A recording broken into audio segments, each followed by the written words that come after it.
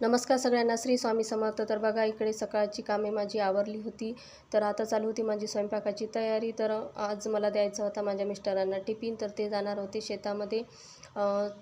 आज आमच्या शेतामध्ये फवारणी होती, त्यामुळे ते सकाळी जाणार आणि सायंकाळी परत येणार. त्यामुळे मी त्यांना टिफिन देणार आहे. तर टिफिनमध्ये आज मी टोमॅटोची चटणी आणि पालकाचे पराठे देणार आहे. त्यासाठी मी टोमॅटो बारीक धुवून बारीक कापून घेतलेले आहे आणि इकडेला छान असं मी टोमॅटोची चटणी फोडणीला घातलेली आहे. तर बघा, छान अशी मी कट करून घेतले होते. त्यानंतर बघा, इकडे मी कोथिंबीर आणि पालकाची भाजी जी आहे ती घेतलेली आहे धुवून चांगल्या प्रकारे, आणि त्यानंतर ती छान अशी कट करून घेतलेली आहे.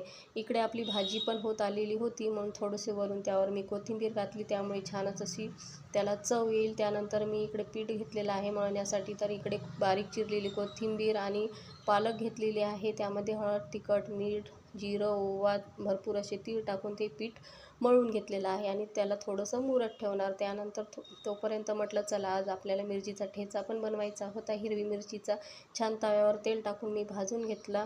कोणाकोणाला ठेचा आवडतो नक्की कमेंट करून सांगा. मला तर खूप जास्त आवडतो. पराठ्यासोबत तर खूपच छान असा हा ठेचा लागतो. त्यानंतर मी पीठ घेतलेलं आहे, थोडंसं त्यामध्ये तेल घालून मी ते छान प्रकारे मळून घेणार आहे. यामुळे आपले पराठे छान मऊ आणि लुसलुसीत येतात. तर बघा, इकडे मी छान मळून घेत आहे. मुलं पालकाची भाजी खायला पाहत नाही, म्हणून म्हटलं चला अशा प्रकारे जर पराठे केले तर ते आवडीनंच खातात, म्हणून मी सर्वांसाठीच इकडे पराठे बनवलेले आहे. मुलांना टिफिनमध्ये देण्यासाठी सुद्धा बनवलेले आहे. तर बघा, इकडे छान आपला पराठा इथे लाटून झालेला आहे आणि तव्यावर मी आता तेल टाकून वरून छान असं त्याला भाजून घेणार आहे. तर खूपच छान असा खमंग हा आपला पराठा इथे रेडी झालेला आहे.